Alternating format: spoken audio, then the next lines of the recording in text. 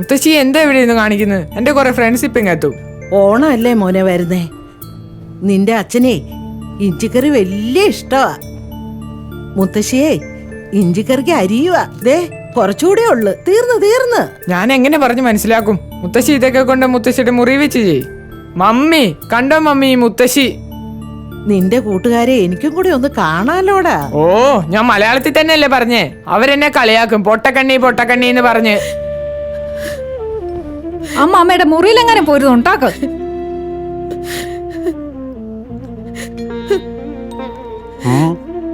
എന്തു പറ്റി? ഒന്നുമില്ല മോനെ.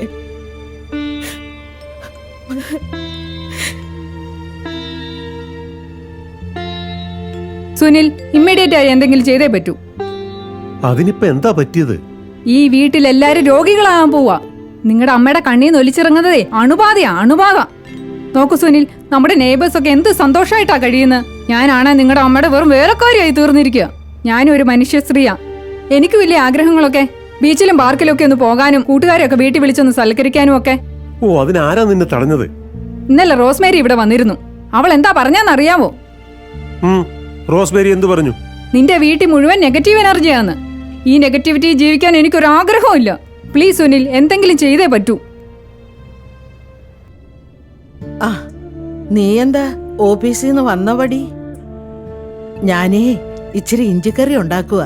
നിനക്ക് ഇഞ്ചിക്കറി വലിയ ഇഷ്ടമല്ലേ? അമ്മേ. എന്താ മോനെ? അമ്മയോടൊരു കാര്യം പറയാനാ ഞാൻ വന്നത്. എന്താടാ? അമ്മ കുറച്ചുനാൾ നാട്ടിൽ അമ്മാവന്റെ കൂടെ പോയി നിൽക്കണമെന്നാണ് ഞാൻ വിചാരിക്കുന്നത്. ഈ കണ്ണൊലിപ്പിന് നാട്ടുവൈദ്യമുണ്ടെന്ന് വിളിക്കുമ്പോഴൊക്കെ അമ്മാവൻ പറയാറുണ്ട്. പിന്നെ നാട്ടിലെ കാലാവസ്ഥയിൽ അമ്മയുടെ ഈ കണ്ണിന് ഒത്തിരി മാറ്റം വരും. നീ പറഞ്ഞത് ശരിയാ മോനെ. എന്നാ നാളെ തന്നെ നീ അവധിയെടുക്ക്. എന്നെ എന്റെ തറവാട്ടിലേക്ക് കൊണ്ടാക്ക്. ശരി അമ്മേ, എന്നാൽ അങ്ങനെ ആവട്ടെ.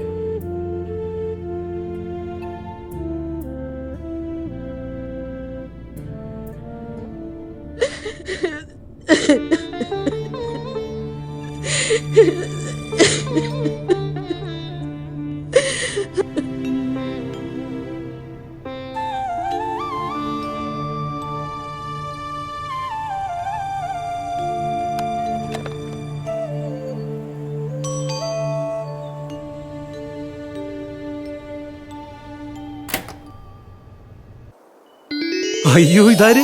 കൊച്ചനോ? ഇതെന്താ ഒരു മുന്നറിയിപ്പുമില്ലാതെ? വരൂ, അകത്തേക്ക് വരൂ കൊച്ച. വരൂ കൊച്ച.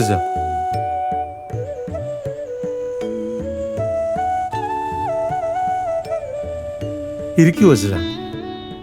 മോനെ സുനിലേ, ചെറുപ്പം മുതൽക്കേ നീ നിന്റെ അച്ഛനെ പോലെ തന്നെ വലിയ ആദർശവാദിയായിരുന്നു. പ്രായം മുന്നോട്ട് പോകുമ്പോൾ ആദർശങ്ങൾ ചോർന്നു പോകുന്നു അല്ലേ? അതെന്താ കൊച്ച അങ്ങനെ പറഞ്ഞത്? എന്റെ ഭാഗത്തു നിന്ന് എന്തെങ്കിലും? നിന്റെ അമ്മ എവിടെ? അമ്മ നാട്ടിൽ അമ്മാവന്റെ അടുത്ത്. ഓണമൊക്കെ അല്ലേ വരുന്നത്. ഓണം ഇങ്ങ് അടുത്തു. അമ്മ അമ്മാവന്റെ അടുത്ത് പോയി. നീ കൊണ്ടാക്കി അല്ലേ? അതൊക്കെ പറയാം കൊച്ചച്ചൻ എന്നാ പൂനെയിൽ നിന്ന് വന്നത്? ചിറ്റ എന്തെടുക്കുന്നു? പൂനെയിൽ നിന്ന് ഞാൻ എന്നാണ് വന്നതെന്നും ചിറ്റയുടെയും മക്കളുടെയും വിശേഷങ്ങളൊക്കെ ഞാൻ വിശദമായിട്ട് പറയാം. ആദ്യം എനിക്കറിയേണ്ടത് നിങ്ങളുടെ അമ്മ എവിടെയാണെന്നാണ്, അവരുടെ അവസ്ഥ എന്താണെന്നാണ്. ഞാൻ ചേച്ചിയമ്മയെ ഫോണിൽ വിളിച്ചിരുന്നു.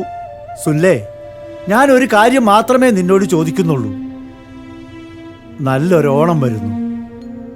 നിന്റെ അമ്മ നിന്നോടൊപ്പം ഈ കുടുംബത്തിലിരുന്നല്ലേ ഓണാഘോഷിക്കേണ്ടത്? കൊച്ച, അത് അമ്മയ്ക്ക് മനസ്സിൽ തോന്നി അമ്മാവന്റെ അടുത്ത് പോണെന്ന്, അതുകൊണ്ട് പോയതാ. നീ ചേച്ചിയമ്മയെ അവിടെ കൊണ്ടാക്കി അല്ലേ? അതെ. നീ നിന്റെ അമ്മയുടെ മനസ്സ് മനസ്സിലാക്കാൻ ഒട്ടും ശ്രമിച്ചിട്ടില്ല. മുഖത്ത് പ്രകാശിക്കുന്ന 2 കണ്ണുകൾ ഉണ്ടായിട്ടും സ്വന്തം അമ്മയുടെ മനസ്സറിയാൻ നിനക്ക് കഴിഞ്ഞില്ല. ഇത്ര മനസ്സാക്ഷിയില്ലാത്ത മകനായി പോയോടാ നീ. അമ്മയോടുള്ള കടം ഇങ്ങനെ തന്നെ വീട്ടണം. അമ്മയോട് ഞങ്ങൾ 1 രൂപ പോലും കടം വാങ്ങിയിട്ടില്ല. അങ്ങനെ എന്തെങ്കിലും ഉണ്ടേ കൊച്ചച്ചൻ പറ, ഞങ്ങൾ കൊടുത്തേക്കാം. ആ കടം വീട്ടാൻ ഈ ജന്മം നിങ്ങൾക്ക് കഴിയില്ല.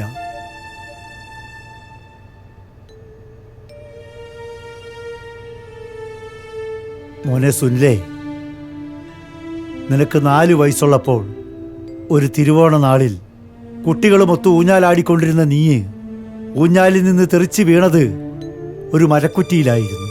ആ അപകടത്തിൽ ഒരു കണ്ണ് നിനക്ക് നഷ്ടമായി. എൻ്റെ മകൻ 2 കണ്ണുകൾ കൊണ്ടും ഈ ലോകം മുഴുവൻ കാണണമെന്ന് ആഗ്രഹിച്ച നിന്റെ അമ്മ, എൻ്റെ ചേച്ചിയമ്മ, അവരുടെ ഒരു കണ്ണ് നിനക്ക് തന്നു. ഈ കടം നിങ്ങൾക്ക് തിരിച്ചു കൊടുക്കാനാകുമോ? ഒരമ്മ അവരുടെ മനസ്സിന്റെ സന്തോഷത്തിനായി മനസ്സും ആരോഗ്യവും സമ്പത്തും മാത്രമല്ല, അവരുടെ ജീവൻ തന്നെ ദാനമായി നൽകുകയാണ്. പക്ഷെ ചില മക്കൾ സ്വാർത്ഥരാകാറുണ്ട്. അമ്മയുടെ ആ സമർപ്പണത്തിന്റെ മൂല്യമറിയാൻ അവർ ശ്രമിക്കുന്നില്ല. ഒരു കാര്യം കൂടി നിന്നെ ഞാൻ ഓർമ്മിപ്പിക്കുക. ജീവിതം ജീവിച്ചു തീരും. പക്ഷെ എന്ത് വിതയ്ക്കുന്നുവോ അതേ നിനക്ക് കൊയ്യാൻ പറ്റൂ. നിന്റെ അമ്മയെ അവരുടെ ജീവിത സായാഹ്നത്തിൽ സംരക്ഷിക്കാൻ കഴിഞ്ഞില്ലെങ്കിൽ ഞാൻ അവരെ പൂനെയിലേക്ക് കൊണ്ടുപോകും. കാരണം എന്റെ കുടുംബത്തിലേക്ക് എന്റെ ജ്യേഷ്ഠന്റെ ഭാര്യയായി വലതുകാൽ വെച്ച് കയറി വന്ന എന്റെ ജ്യേഷ്ഠന്റെ ഭാര്യയാണ് എന്റെ ചേച്ചിയമ്മ. ശരിക്കും ആലോചിച്ചിട്ട് രണ്ടുപേരും മറുപടി തന്നാൽ മതി. എങ്കിൽ ഞാൻ വരട്ടെ.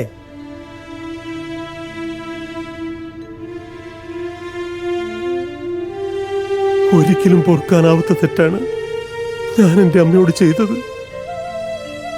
എനിക്ക് എൻ്റെ അമ്മയെ കാണാം. ആ കാലുകളിൽ വീണ് എനിക്ക് മാപ്പ് ചോദിക്കണം.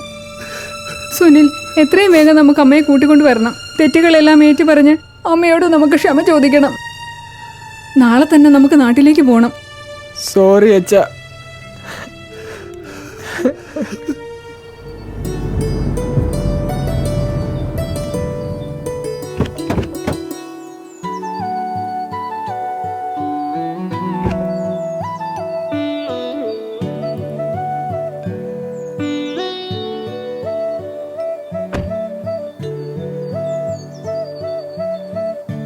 നീ വന്നുവല്ലേ? എന്നേലും 3 വയസ്സിന് മൂത്തതായിരുന്നു നിന്റെ അമ്മ, എന്റെ ഓപ്പോള്. 18ാമത്തെ വയസ്സിൽ സ്നേഹിച്ച പുരുഷനോടൊപ്പം പോയ ഓപ്പോളിന് നിന്നെ 7 മാസം ഗർഭത്തിലായിരിക്കുമ്പോ ഭർത്താവ് നഷ്ടപ്പെട്ടു. ചിത്തഭ്രമം വരുമെന്ന അവസ്ഥയിലാ നിന്നെ പ്രസവിച്ചത്. ശരീരത്തിനും മനസ്സിനും ത്രാണി നഷ്ടപ്പെട്ട ആ ഓപ്പോളിനും നിനക്കും വേണ്ടി ഈ അമ്മാവന്റെ ജീവനും ജീവിതവും മാറ്റിവെച്ചു. ഒരല്ലലുമില്ലാതെ നിന്നെ വളർത്തി. നിന്റെ വളർച്ചയുടെ ഓരോ പടവുകളും ഞങ്ങളുടെ ആനന്ദമായിരുന്നു. ഈ വയസ്സുകാലത്ത് നിന്റെ സാമീപ്യവും സ്വാന്തനവും സ്നേഹവും മാത്രം മതി ഞങ്ങൾക്ക്. ദാ അകത്ത് കിടപ്പുണ്ട് നിന്റെ അമ്മ.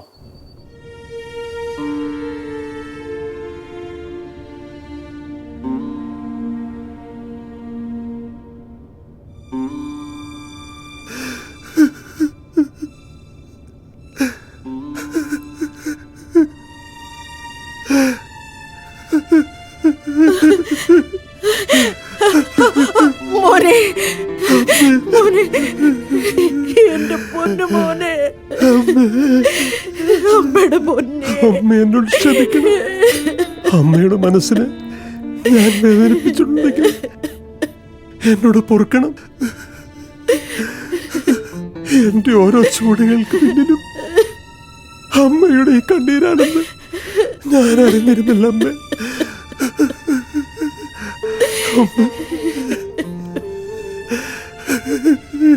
അമ്മേ, ഒത്തിരി തെറ്റുകൾ ഞാൻ അമ്മയോട് ചെയ്തു. ഒരു മകളായി കണ്ട് അമ്മ എന്നോട് ക്ഷമിക്കണം. മുത്തശ്ശി എന്നോട് പൊറുക്കണം. മക്കളെ, അമ്മയൊന്നും മനസ്സിൽ വെച്ചിട്ടില്ല മക്കളെ. മക്കള് സന്തോഷത്തോടെ ഇരിക്കുന്നതാ അമ്മയ്ക്ക് സന്തോഷം.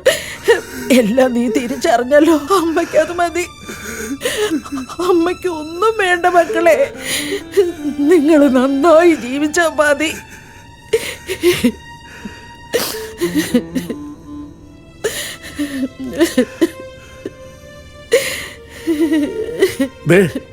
കരച്ചിലും പിടിച്ചിട്ടും ഒക്കെ മതി. അല്ല സുനിലേ, ഓണം എവിടെയാ? അവിടെയോ അതോ ഇവിടെയോ? അമ്മാവ, ഇനി എന്തു പ്രശ്നമുണ്ടായാലും ഇനിയുള്ള ഞങ്ങളുടെ എല്ലാ ഓണവും ഈ തറവാട്ടിൽ വെച്ച് തന്നെ ആയിരിക്കും. സന്തോഷമായി മക്കളെ. നിങ്ങളെപ്പോലുള്ള ലോകത്തിന്റെ പല കോണുകളിൽ ജീവിക്കുന്ന പുതുതലമുറയോട് ഒന്നേ പറയാനുള്ളൂ, കൂടുമ്പോ ഇമ്പം ഉള്ളതാ കുടുംബം.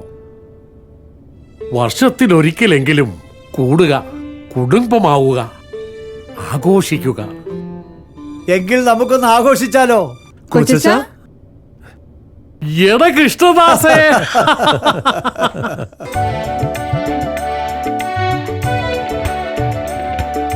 പൊന്നോണപ്പൂക്കളൊരുക്കാൻ വാ, നിറകതിരുകളണിയും പൊൻചിങ്ങക്കോടിയുടുക്കാൻ വാ.